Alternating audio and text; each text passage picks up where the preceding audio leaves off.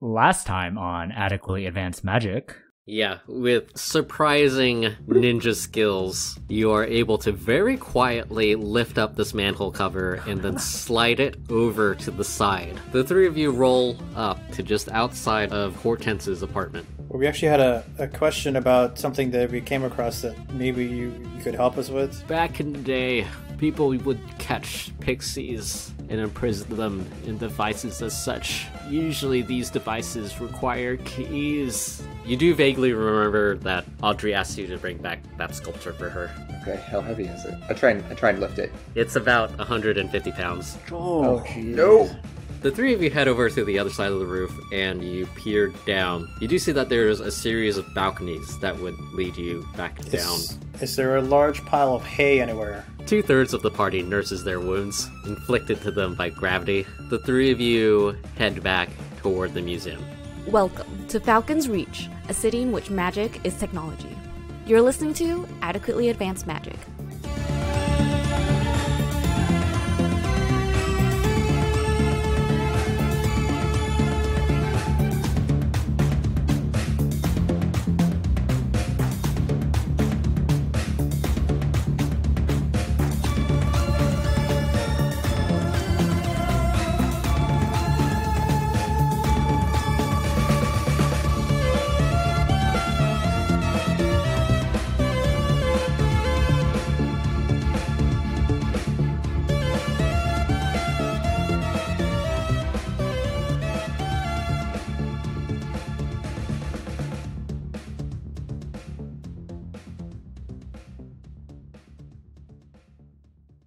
Hugo, Jack, and Niklaus, the three of you plop down from the balcony from the edge of the Calamonte neighborhood, and you find yourselves outside of it. You don't see a particularly large police presence, and the streets are relatively normal. The three of you head back to the museum. The trip back is uneventful, and you find yourself back in the Museum of Falcon's Reach. Home sweet home. We have a new addition, the sculpture. I'm surprised you carried that thing the whole way. It looked pretty heavy. Yeah, it's alright. It's alright. But, it's wearing this red cocktail dress, too. I completely forgot about that, actually. I wonder if anybody is, it's in my notes. I wonder if anybody was looking at us funny, but I don't think so. I'm sure we're not the strangest thing that they see on the daily basis. Yeah. Well, I suppose we should go find Audrey and, what's the name of the goblin? Gobzu? Gobzu. Okay. Let's go find those two. Yeah. The three of you head into the museum. After traversing the corporate propaganda ads again, you find the two of them in the room where the three of you defeated the gelatinous cube. The two of them are just sort of hanging out. Are they like buddies now, or are they kind of just chatting? They're just sort of chatting. Okay. Audrey sees the three of you guys come in, and she says, "Oh, hey, guys." Hi, Audrey. Cops are all over your place. Yeah, I figured. We saw the corporate folks, too. Virginia and Jerry. Galzar. They said his real name, Galzar or something, but I just get the feeling he also goes by Jerry. Yeah, he does sort of look like a Jerry. Yeah, they were searching your place. Any idea why they were searching your place? No, not really. Probably just looking for clues to find me, right? Makes sense. I see. Why do they want you back so much? She sort of rubs the back of her head. Well, proprietary secrets and all that. How long have you been out? I'd say it's been about a year or so. So they've waited a year before? I mean, a year's a long time for someone to sell proprietary secrets. Well, I'd like to think that I just hid really well. But I see that y'all brought back my sculpture and also one of my cocktail dresses. We had to hide it, put on a disguise. But yeah, you can have your statue back, your sculpture. Okay, yeah, could you hand it to me? Yeah, sure. Jack kind of Jack carries keeps the it cocktail over. dress for himself. Yeah, he takes off the cocktail dress and just slings the cocktail dress over his shoulder and then steps back to present the statue. Yeah, a little thing appears in the top left of your screen. It says, "Audrey will ignore that." What is it? That's what Jack This asked. statue? Yeah, Jack asked, like, what does it mean? Oh yeah, it's just a sculpture. Hmm. Hey, could you hand me that wrench over there? Yeah, sure. Jack goes, gets it, and hands it over. Jack, you hand the wrench over to Audrey, and then she does a bit of a wind-up, and then she just smashes the wrench into the sculpture. Oh. Jack gasps. Oh, it's going to be an avant-garde piece. She says, "Yeah, I always hated this one." Oh, so you haven't hidden something important in it? You just want to beat it to pieces? Oh no, I did. She heads over to the sculpture, and she rummages around in there. She pulls out what appears to be a purse, and then hands it to Jack. What do you want me to do? Is that the matching purse for the cocktail dress? Yeah, it's a matching shade of red. Ooh. Fancy. Audrey, should I open this? Yeah, it's for you guys. Alright. Jack opens it up and looks inside and shows it to the others. What's inside? Jack, inside you find 185 gold. Woohoo! You also find a weird diskette. As you raise it up to look at it, you see inside that there is some embedded magitite and magitech. There's some lettering written on one of the flat sides. When you say disk, is it like a circular disk or like a floppy disk or diskette? It's like a semi-transparent floppy disk. What is it? Yeah, I have no idea. Cool. I found it one day when I was going through some factories, and I couldn't really figure out what it's for. I think it goes into something else. Well, that does seem like something a corp would want back. I don't know. Does it have any type of writing on it at all? Yeah, there's some instructions on one of the flat sides. It basically just says to insert it or something, or... Insert into slot B. Is it in common or Yeah, it's in secret common. corporate language? What's it say? Here, you sidle up to Jack and you take a look at the disc.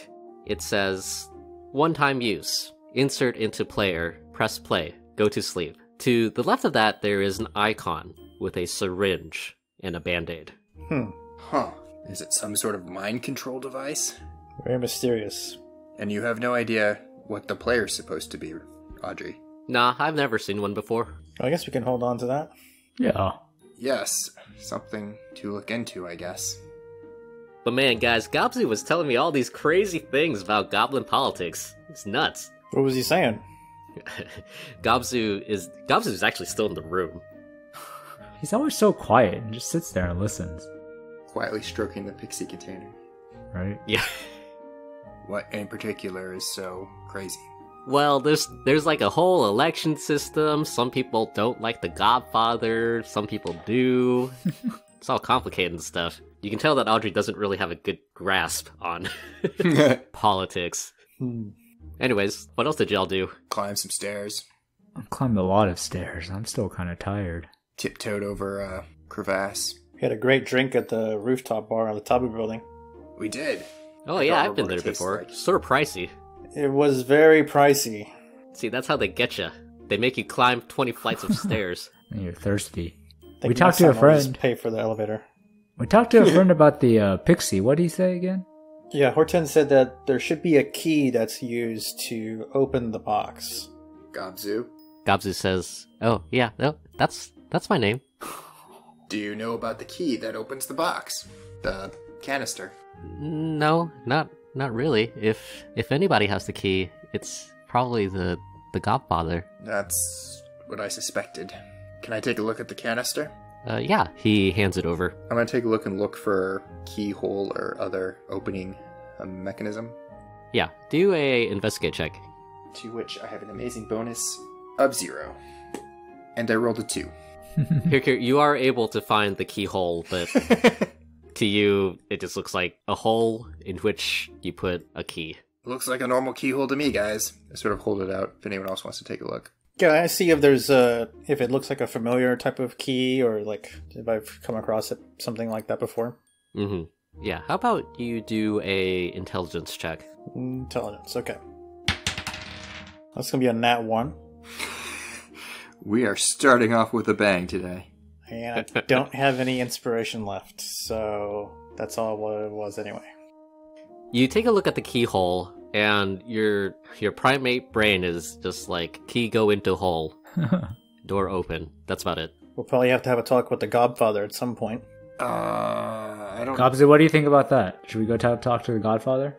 And, We're not going to talk to the Godfather if we show up there again. When I say have a talk, I meant that like figuratively. Oh, like have a serious talk? No, I think he means fight, probably kill, Oh, maim at least. Before he dies, we get him to hand us the key. what if we kidnap him? We could. If he's about to die, he's got nothing else to live for. But if he has life to cling on to, Of course, we might just find the key on his corpse. that's true. That's true.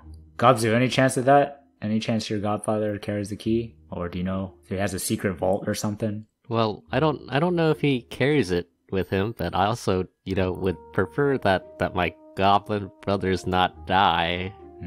But they were using this pixie. I mean, they were using the pixie to survive. Did everyone know that that's how you guys got the pixie dust? It's sort of an open secret. Amongst the goblins? Yeah, pixie dust has to come from somewhere. That is true. They don't- Fair. Do you think one pixie produces enough pixie dust for your clan's businesses, production, drugs? Definitely enough for us to buy weapons, and that those weapons allow us to maintain our territories. You see, back in the day, apparently goblins just sort of ran around and were sort of small. But since we have weapons now, we can protect ourselves better. That is for sure. But at the cost of this pixie's freedom. Yeah, did you guys learn anything about the pixie? Hortense did say that it can take a while for the pixie to start showing negative side effects of being held in the box, right? So we could, if what Gobsu's saying is correct, that the only way the Godfather could afford weapons is by selling the pixie dust. Just wait for the weapons they have to run out, and then they'll be in a quite desperate situation. And if we have a solution for them that involves not the pixie, maybe they can get money a different way. Because they don't really care about the dust, they just want money for weapons. To protect themselves. So says Gobsu. Yeah, so says Gobzu. Yes, that's my name. I'm here. What are you protecting yourselves from? You really are new to this area. Everybody, pretty much.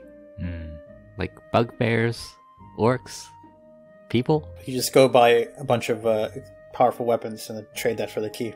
So we have to find an arms dealer. But here's the thing. The pixie is sort of an ongoing asset. Like, it's more viable to continue to have the pixie than it is to have a shipment of weapons.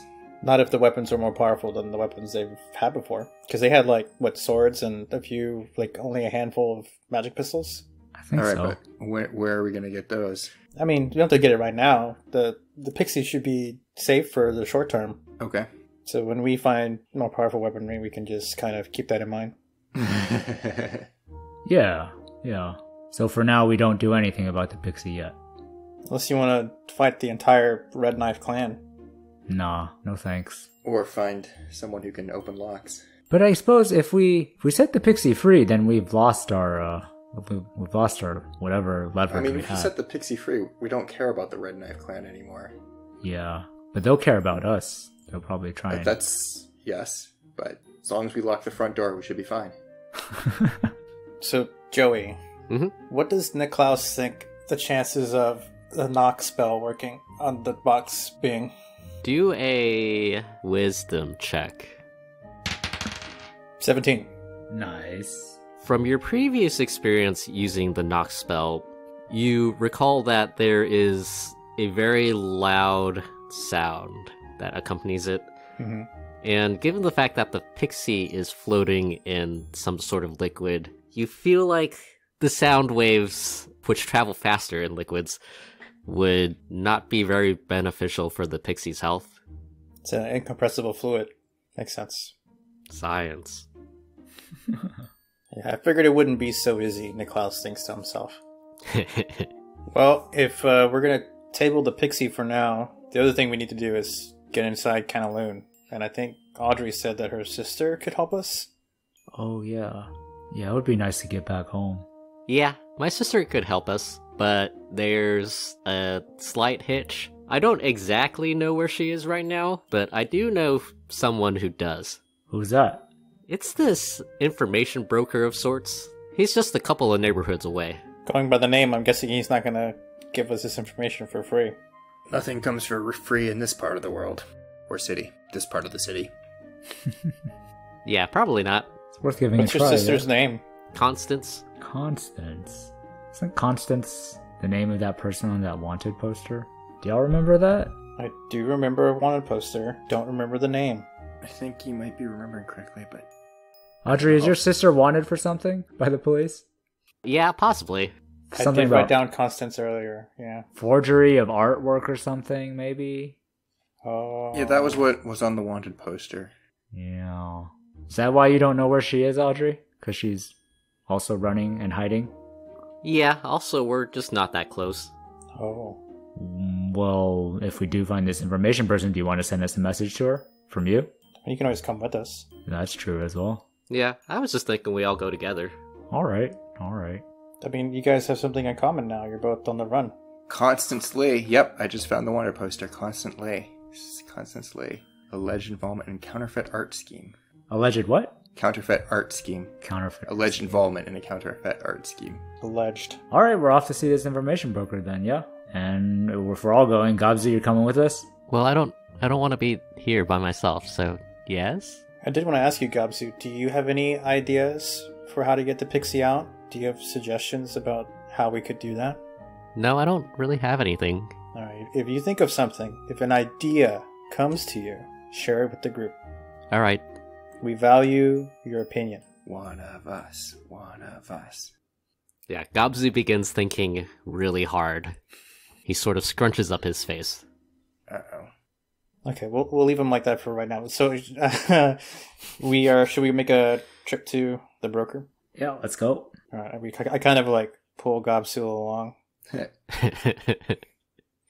Yeah, the three of you head out with Audrey leading the way. I do ask Audrey. So, Audrey, I saw a photo in your apartment that you used to work at a company called Ronin, Oh yeah. and you were some type of engineer. It looks like there was a big group. Nicholas, go ahead and do a insight check. It's going to be a 9. Yeah, Nicholas, you don't notice anything in particular. Audrey responds, yeah, back when I was in the company, I had my own team. Did you ever say why you left? Like, something must have happened, right? Yeah, I don't really want to talk about it right now. I understand. Those kinds of things can be tough. Yeah. Nicholas, you used to work at one of the companies? Yeah, I worked for Valdivian. How'd that go? Well, the things kind of didn't go the way that I thought it would, and the company was probably doing things I don't think I would really agree with. Well, that's a pretty good barometer for telling if you're a good person or not, right? You could say that. Were you one of the hunter people in the boots and stuff? You mean the Vire? Yeah. No, I was never involved with the operations side. I was more in the accounting division. Accounting, huh? Yeah. It's like the numbers? Yeah, budgets and cash flows. Oh. I was in the audit department. Sounds complicated. It paid well. It'd be nice to have some money. It was nice to have money. Do you still have some of that stored up somewhere? No, all of my accounts were seized by Valdivian when I went on the run from them. Why'd you run from them? Um, Couldn't you just quit? no, there was a issue with an account, and the numbers didn't add up. Oh. And when I tried to look into it, I was brushed aside, and so I kind of broke in and looked at the files myself. Dang, that's brave. It was stupid, is what it was.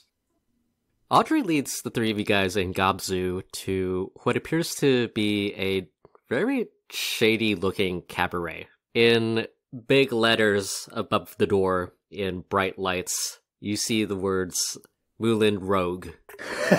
Occasionally with the light, one of the lights for like the E goes out, and some dude who's just sitting on a ladder nearby has to go up and poke it a couple of times. Well, Looks like a nice place. I hope there's no entrance fee. Next to the doorway is a box office. Oh, geez. Does it mean there's a door? Yeah, there's a doorway underneath the letters. What time of day is it? At this point, it's late afternoon. Does it appear open? Yeah, it does appear open. Inside the rather small box office is just this hulking minotaur. Whoa. He sort of looks at you guys with a look that says, you guys coming in or not? Guess we should go in. Audrey, I'm guessing this is the place? Yeah, this is the place. Do we have to pay to get in, or is there like a... Yeah, we usually gotta pay for a show. Is there a sign that says how much it is? Yeah, there's a sign close to the box office that says 15 gold per show. Well, nothing for it. I guess we just gotta pay. Yep. Jack, I guess he still has the purse with the gold. He kind of looks in and is like, well, we can use some of this gold, but for safekeeping after we pay, can I just give the remainder to you, Niklaus, since you're keeping the rest of the gold too? That's fine. Alright, so Jack takes out, well, he can't really do the math very quickly, so what's 5 times 15? So we have 5 people, right? 75? Just ask. Just say you want tickets for everybody, and then Yeah. make them do the math. Yeah. Alright. Make Joey Jack, do the math. Is there a discount for a goblin? What are you saying? Is he half a person? No, just maybe he's like a love child or something. No, anyways, so Jack goes over to the Minotaur and looks at how big and muscular he is, and says kind of meekly, "So we want tickets for 5 people." The Minotaur snorts. You're pretty sure you see some steam coming out of its nostrils. Just fogs up the ticket window. Yeah, it fogs up the ticket window. Does he have like the ring through the nose? Yep. Nice. He says, alright, which show do you want? Whatever's up the soonest, whatever's up next, right? Right, guys? Yeah. We just want to get in. Yeah, the next show, whatever it is. No, not picky. There's 2. They start at the same time. All right. What are the options? He raises a finger and he points upward at one of the signs. Jack looks up. What does it say? The first show says, Wolf News presents Life of a Magitech Salesman. The other show underneath that says, Wolf News presents The Rise and Fall of Ziggy. Except this one has the Wolf News part crossed out, and instead it says, Orcish Performance Troupe. Do we know what Ziggy is a reference to? Do a history check. So now, Character in The Wire. Out of character, I know what it is. I mean, I remember the terrible comic strip. Oh, 19. Haha. Ziggy is a relatively famous bard from several hundred years ago in the pre-Magitech times. Ziggy Starfall? Was he an orc? He was not an orc. But the I orcs- kind of want to see the live performance. Like, Yeah, now on the- my curiosity's up. So we're gonna get the Ziggy one. That's all right with y'all. I think so. sounds All good to right. me. All right, sir. Five tickets for the Ziggy one. Okay. How much is it gonna be? 75 gold. 75. All right. So Jack rummages, pulls out 75 gold, and slides it through the slot. One at a time. Yeah. What denomination? Is it denomination? Like what gold pieces? Is it just one at a time, or is it like? Yeah, I guess they're just Yes. ones. Oh my. Typically, I mean, in D&D, Joey can do what he wants, but gosh. So there's a lot of hand-waving about people running around with thousands of gold pieces on their person. Yeah, we'll probably just hand wave it. We can say that there's like gold dollars, gold bills. They're just slabs. Okay. All right, sir. Is that They're enough? really heavy, though, so they double as a bludgeoning weapon. Yeah, he hands you 5 tickets for the next viewing of The Rise and Fall of Ziggy. Jack snatches them and is relieved to get away from the big, strong creature. You're a big, strong creature. Yeah, Yeah, but- Nicholas actually compares the muscles on Jack versus the muscles on the Minotaur. How do they measure up? In terms of tone, Jack might win, but the Minotaur is large and is quite beefy. Like an offensive lineman. Maybe in terms of, what is the fat percentage? Oh, yeah, where they actually measure the fat, like they send electrical pulses. Yeah, and like stuff. this is how you can tell that none of us work out. Well, we don't care so much about that. We care about other You- things. Yeah. By body fat percentage, you could probably tell that Jack is more lean. The Minotaur is hulking and quite large, though. So he has So overall, an advantage in pure mass. Overall aesthetic, how would you give him a score if you were a bodybuilding judge? You gotta go with the Minotaur, right? That, like, all the bodybuilders are like have big muscles everywhere. They're not very functional. I mean, that's a matter of personal preference, I feel. Okay. So that's a decision you have to make, Niklaus. Whoever's got the bigger lats. You look at the Minotaur and you look at Jack, and you look at the Minotaur and you look at Jack. You're pretty sure Jack's lats are bigger. That's my boy. Cool. Okay. This is going to be an ongoing thing now, Jack. Anytime someone strong and muscly comes by. Well, Jack is also getting used to being strong. So in his mind, he still thinks he's like a normal person. So he has to be reminded that he is not who he used to be. Okay. Hercule says thank you to the Minotaur and walks in. Jack hands the rest of the gold to Niklaus and also walks in and hands the tickets to everybody. Gobzu says, "Oh, what are we watching? The story of Ziggy. This is pretty cool. I've never been to a place like this before." Me either. I'm also my first time as well. Should be fun. The 5 of you head into the cabaret. Not far from the ticket booth is a stylish young tiefling woman who really should be wearing more clothes. She extends her hands out to accept your tickets. I hand her my ticket. Yeah, Jack does too. She's- What's a tiefling? Oh, They're like a half demon, Okay, so they tend to have horns and tails and whatnot. gotcha. yeah. Think Hellboy. Okay, red also red. Yeah, they'll be red or purple or... Okay, Yeah, there's a variety. We can say this one is red. okay. But you said They come in attractive? all colors of the rainbow. Yeah. Okay, so now we describe her horns. Does she have, like, gazelle straight? Are they the curved?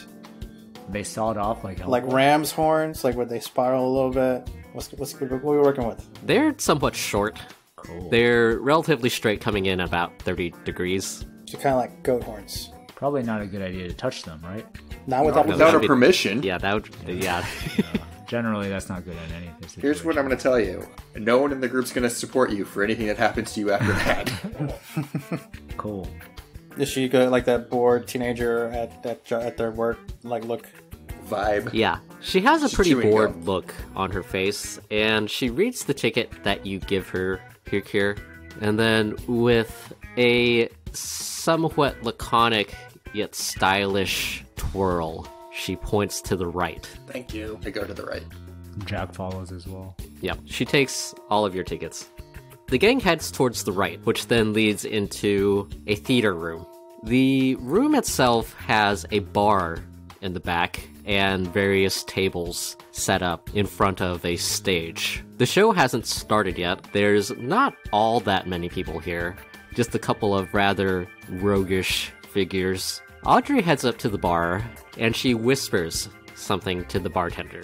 The bartender, an elvish dude of some grace, waves her to come into the back.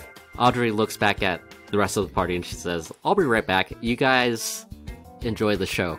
You don't want any backup? I'll come get you guys in a little bit." Okay. So there's one entranceway that we came into, right? Came Yeah. in from. Okay. Yeah. So as you enter, the bar is to your right. Ahead of you are tables and chairs, and in front of that is the stage. Are there any emergency exits? Do a perception check. Okay. I got a Jack has some questions about OSHA Four. regulations. 15. Yeah, there's an emergency exit to the back left of the stage. Back left. Okay. Which I've always wondered, Jeremiah, is what is stage left? Is that when you're on the stage and that's on the left? Yes. Okay. Gotcha. That makes Stage so much sense directions when are you from say it as out you're loud. facing out. You know, in case. So Jack says there is an exit over there in case we have to get out or something. Her here is like already taking a seat. Did the bartender leave or just like show her where to go? He leaves for a couple of seconds and then he comes back. I go up to the bartender and I just get a drink. What do you order? I just get like some kind of cocktail off the menu, something that looks nice. Yeah, he pours it to you and he slides it on over. I pay and I give him a tip. I don't know how much the drink. We'll is. just say it's 5 gold. Okay. It's not some overpriced rooftop bar. It's Give just out a my slightly 2 gold overpriced tip, dive. and then I take my seats with my friends. My delicious drink. Jack, what are you doing? Jack, when Niklaus was ordering, Jack just also goes down and sits next to Hercure, and he's looking around if there's like snacks or anything, like peanuts or popcorn or something like that. Is there? Yeah, the same tiefling ticket taker comes in and takes orders from the four of you guys. Jack thinks about it, but then decides that he's not really that hungry and doesn't say anything. He was hoping they were complimentary. Really? But their chicken tenders are really good. This is like on the show, like a menu, and at the top it says, world famous Mulan Road chicken tender special. Yeah. All right. Yeah, we can roll with that. Jack remembers thinks about the Minotaur and his muscles and realizes that chicken and protein are important for muscle development and maintenance, so he puts an order for chicken tenders. Do you guys have like a family meal? Family bucket. Yeah, underneath the menu, underneath the part for the chicken tenders, there's like there's a family style bucket of chicken tenders. Nice. We'll get that. All right, it'll be 15 gold. Okay, I pay it. I give the tiefling a 3 gold tip. Ooh, she looks slightly less bored. Bring us 3 of every sauce you have for dip. Jack's excited because Jack is like, hey, this is better than mystery meat. It actually says chicken. Yeah, I think everything up until now it's been mystery meat. I'm just like, look at the menu. Is there like a little asterisk next to the chicken? Do an investigate check. 19. Yeah, there is an asterisk. And it takes you a couple of seconds to figure out where the asterisk connects to. Like, you have to peruse both sides of the menu, and it's hidden in really small font on the side, and the writing is sideways. What does it say? And it says, may or may not be real chicken. Niklaus decides not to say anything. At least didn't say it was like may have been processed in a factory that processes mystery meat or something. That one sounds better, actually. Yeah, this that is does. chicken. Chicken in this context is a trademarked brand name. Does the show start? Yeah, the chicken tenders come out, and then the show starts. All right, let's see this show. The show begins. The play tells the story of a bard in the old times, and this is a little bit weird for you guys because all of the actors and actresses are orcs. Seems normal. And it becomes very rapidly apparent to you that they ripped this off some real play because there's some very anachronistic mentions of Magitech that shouldn't belong in the play. The bard in the story makes a deal with a devil for magical musical talent. The bard has like a great time, basically frolicking throughout the country, putting on concerts, smushing women, and one day, eventually, the demon comes calling to uphold the bard's end of the deal. And he basically demands that the bard retrieve something for him in the 9 hells. The bard rather comedically tricks a few of his friends into joining him on his journey, and they all go to hell. After some shenanigans, the bard discovers that what the devil is actually seeking is none other than the bard's one true love, who due to certain circumstances was imprisoned in one of the 9 hells, and refusing to give her up, the bard and his friends heroically defeat the devil and free the bard's one true love. And in the end, the bard gives up all of his magical musical talent to save her. Wow. Sounds like a heck of a D&D adventure. Jack is not impressed. He says, "So this Jack guy doesn't believe in love. this guy made a living singing songs." It was a long time ago. It's a different time then. That's true. Actually, it's not that different. They're still like... Roving bards. No, but they're like pop stars now. Ah. Are there super like boy band Yeah. bars? BBBs? K-pop groups. That's for kobold pop. Alright, everybody roll a wisdom saving throw. Uh-oh. It's going to be 18 for Niklaus. 13 for Hercure. 12 for Jack. Here, and Jack, despite not really being into it, you find yourself sobbing uncontrollably. Why do I feel this way? Gobzu is like, oh my god, that was the saddest thing I've ever seen before. Here, you're also sobbing uncontrollably. He's also standing, cheering for the orcs. Meanwhile, everybody is looking at Niklaus as if he's a sociopath. Whoa! Niklaus is just like chowing down on the tenders. Did you guys try the creamy marinara sriracha? It's delicious. Jack says, I don't know. I don't know if I can eat. I mean, after all those emotions that I don't know how to call them. Hercure is eating chicken tenders while also still crying. Gobzu is like, I don't know if I can taste anything other than my tears. The bartender comes over to the four of you, and he says, the manager will see you now. Oh, great. Is our friend Do there? we get to meet the band? Yes, she'll meet you outside. Great. Hercure wipes his tears, his face off with a napkin, grabs a chicken tender, and heads out. Pull yourselves together. Jack job like to do. sniffles and snorts up all the snot, and then also grabs a chicken tender. Everybody takes a moment to collect themselves. Yeah. The four of you roll up to outside this door that apparently leads to some sort of office. Audrey is standing outside and she says, oh man, what the hell happened to y'all? It was a very moving performance. They have great chicken tenders. Words can't explain. Do we go in now? Audrey says, well, I got us a pretty good deal. Rogelia wants to meet y'all, though. Is she the owner of this establishment? He. He. But yes, he owns this establishment. What was his name? Rogelio. Do we go into the door? Yeah, Audrey's like, yeah, y'all can go in. Gobzu can stay out here, though. She picks up Gobzu. Just picks him up. Aww. Yeah. Alright. Anything we need to know before we talk to this guy? He'll go over everything. Okay. Okay. Hercure shrugs and opens the door. Unless someone else is in front. No, you're good. No one else wants to go in. Alright. I open the door. You open the door. Combat music begins. Combat music begins.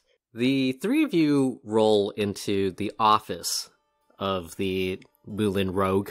On all sides of the walls of this office are paintings of a satyr. The same satyr in all the pictures. Yeah, it's paintings of this satyr meeting who you would presume to be famous people, except you recognize none of them. It's like when you go into like one of those restaurants where they have pictures gotcha. of them with famous people. Yep. I guess Rogelio is or are we pronouncing it the Spanish way? I think we should let Roy decide. You do Rogelio. Rogelio? Like a It's rogue. spelled rogue, like the class, and then Leo. I thought Rogue. that might be Roglio. Roglio. Roglio. There we go. I like that. Alright. Mulan Rogue. Mulan. Owned by Right. Roglio. That's Alright. what we're rolling with. I guess he's a satyr. Do Yeah. we see him, or is this just another antechamber for the real office? No, sitting behind another Cocobolo desk is Rogelio, apparently. He, from the pictures and him sitting in front of you, he's wearing a glamorous gold and black vest and a pocket watch. There is a rather prominent cloud tattoo on his forearm, and then you're drawn to his horns, and also, well, you can't see it from here, but in the pictures you see that he has a furry lower body and the cloven hooves of goats. I'm checking out the cloud tattoo. What is it? Is it specifically? Like, Does Yeah, he recognize go the ahead. cloud? The one There's so specific much cloud. information in that tattoo. You don't even know. Go ahead and do a history check. 2. I don't know any. It looks super cool, and you sort of want one. He looks at like part of his tattoo and is like trying to figure out how that could turn into a cloud. As the three of you enter the room, Roglio, I guess that's his name now, he says, "Oh my. I didn't think Audrey had such beautiful friends." Hercule looks confused. Niklaus turns towards Jack. Jack turns towards Nicholas. Hercule stands confused. Please, do have a seat. There's a couple of chairs in front of the Kogobello desk. There's enough for the three of you. Hercule takes a seat. As does Niklaus. Yeah, Jack too. He does the Riker maneuver, if you're familiar with that. Well, what's that? So one of the characters in Star Trek, whenever he sits down in a chair, rather than sitting down like a normal human being, he'll like take his leg up and over it like he's getting on a horse from the back. So he like steps over the chair and sits down in it. Roglio looks at the three of you lasciviously. Oh. Whoa. Hercule doesn't actually understand this enough to know what just happened. Poor summer child. He leans back into his chair and he puts his hooves onto his nice desk. And he says, "So, I believe you're looking for Audrey's sister." Yes. "Well, my name is Roglio. What are yours?"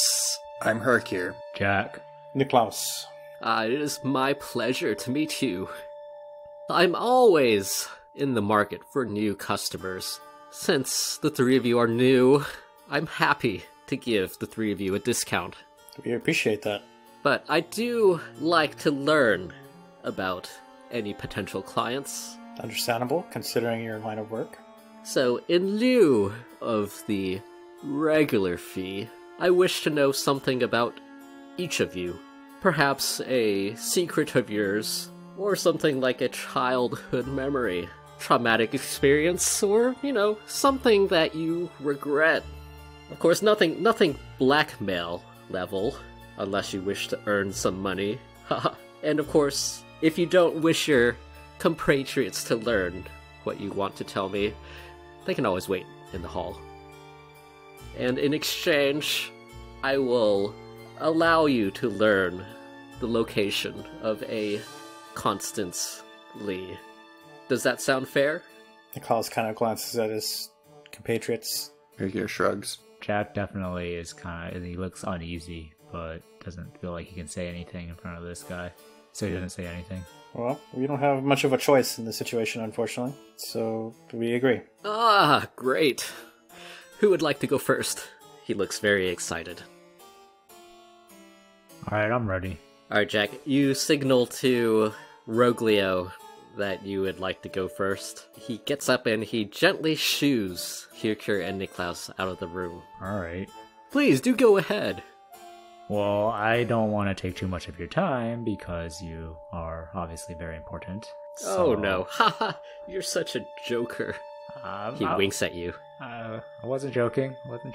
For me, it's, my dad died in a factory accident when I was 6. He was working in a factory, same factory that I work in right now, and some big machinery fell on him, but it actually, I don't think it killed him immediately. We had to, I think he was back home and he was in a coma for a while, and we had to take care of him, and that was probably only a month, which isn't too long, but it's a long time, and I was only 6 years old at the time, and it was just very strange to see your father like that, and also having to help my mother take care. It was just me and my mom at that time, and yeah, that's a lot when you're so young. So is that good enough, Mr. Roglio? He goes over to his he pulls something out from underneath his desk and he pours it into a glass and he hands it to you. Just me? He doesn't pour himself a glass? Yeah, just you. Jack takes it, looks at it, and says, "Well, what's this? What's this for?" It's just some whiskey. All right. So Jack, percent. Give me like a second here. Okay. He sees your anxiety, unsureness, and he says, You're right. It's wrong to drink alone. And he pours himself a glass. Well, thanks for this glass. Cheers. Cheers. Clean glasses. He downs it. Okay. Only after he downs it does Jack also drink it as well. And it burns going down. Jack doesn't really drink that much, but he does so, and then he finally says, well, okay, well, that's enough for me, right? I guess I'll go head out and tell the next one to come in. Yes, sounds good.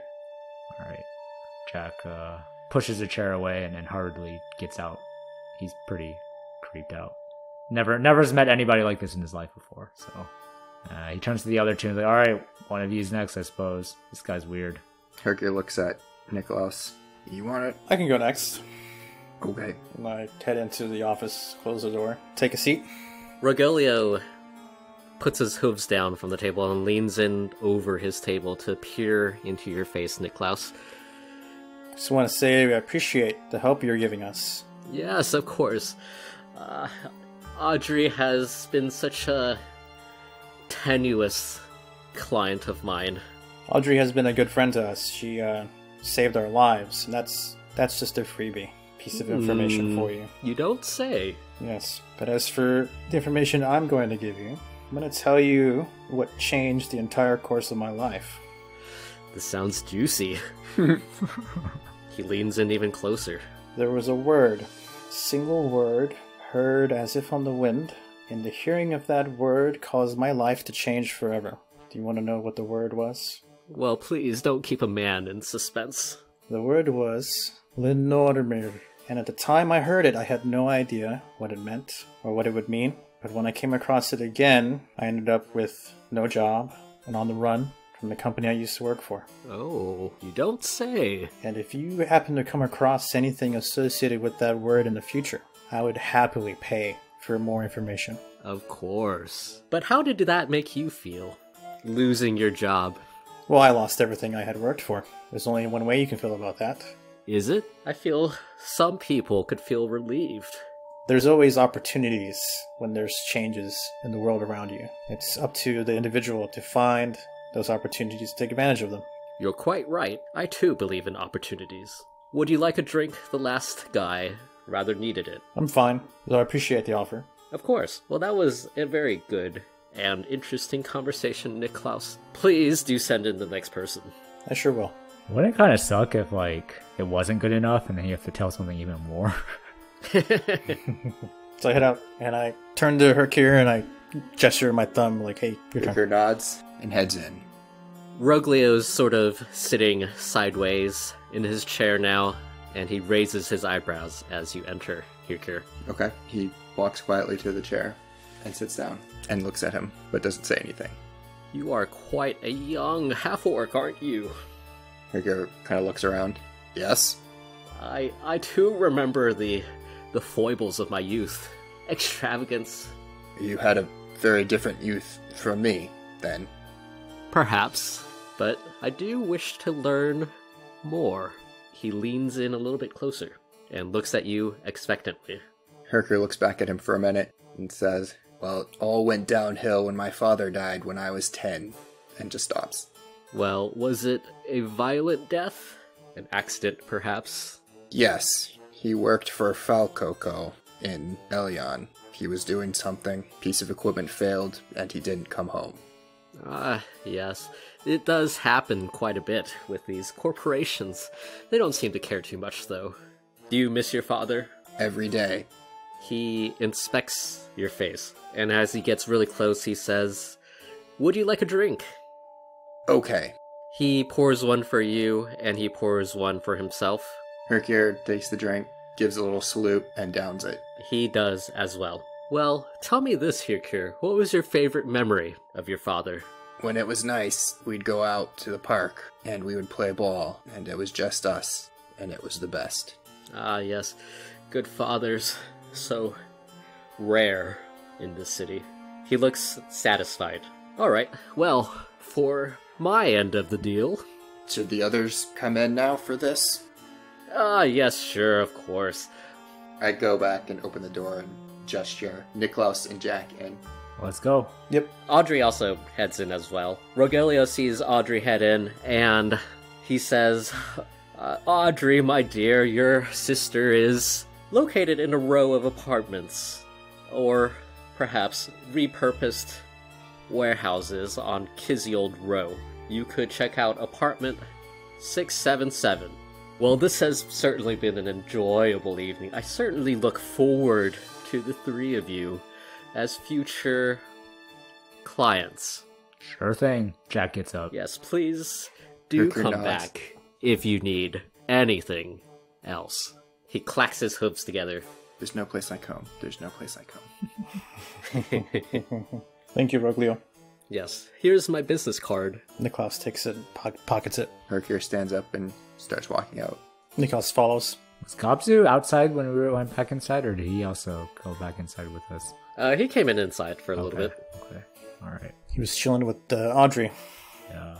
Alright. The three of you head outside of the Moulin Rogue. Do we know where this kissy old road is? I look at the map, try to find it. Picturing like the old school fold out like atlas maps. Yeah, for some reason you can't find the location of this address on the map. Alright, he looks at the map for a while, gets frustrated, like throws it on the ground. It's like, hey, we might need that. Niklaus Can't goes- find it! Niklaus goes and picks it up off the ground. It's like, just gets dirt and mud on it. Starts like wiping it down. Does he happen to see Tizio Road as he's cleaning it? You do not. I'm like, Audrey, do you know where that place is on this map? Audrey takes a look at the map and she says, "Yeah, I don't see it on here." Gobzu says, "Do you mind if I take a look at it?" Here, Gobsu. And then I like take a knee so he can see it. Hercure's like kicking a can, like 5 feet away. Jack's just still staring off into space. Sorry, I shouldn't laugh at your character's No, trauma. it's good. It's good. Gobzu says, "Well, I think Kiziold is a goblin word. What does it mean? It's a goblin word for warehouse. Yeah, maybe if there's a warehouse row." I kind of look around for that. Yeah, this time you take a look at the map and you're looking for warehouse row, not Kiziold row. And you do see that it is a couple of miles away from here.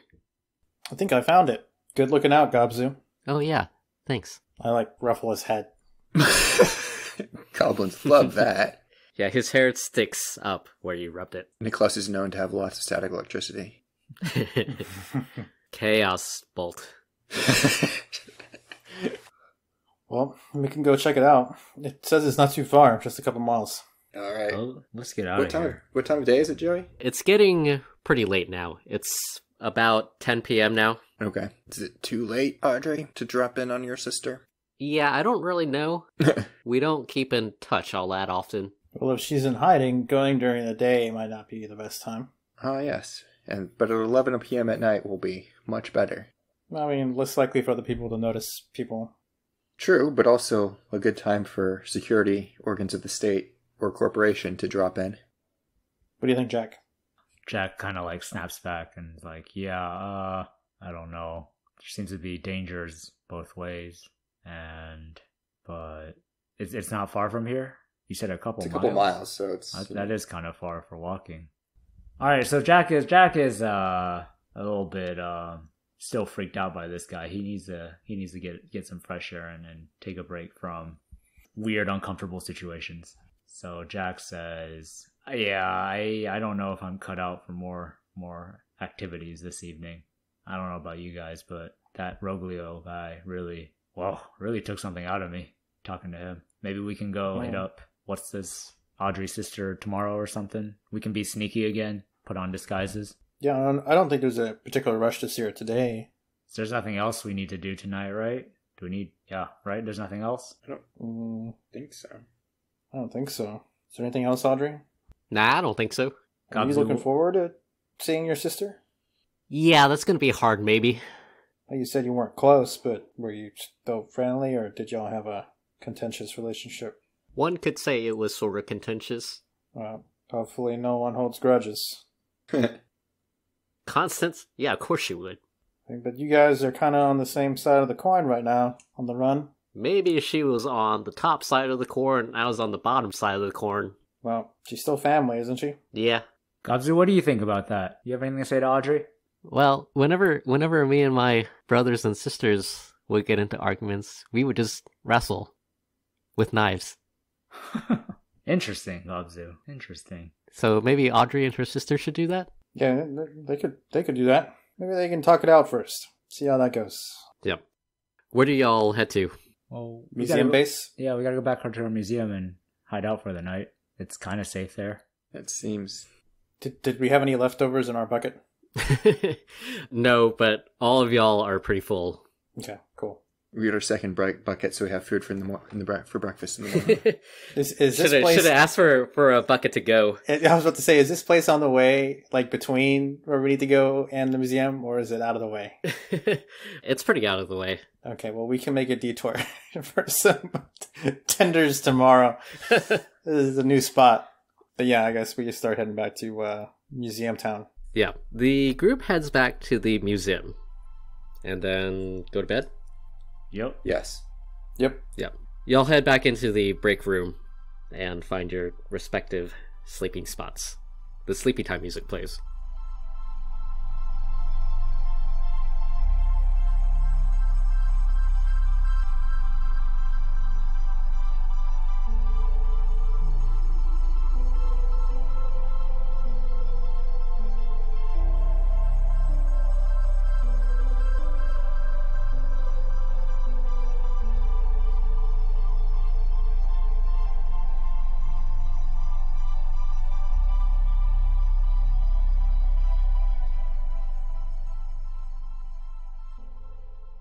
Hey everyone, this is Joey, your Dungeon Master Confidant.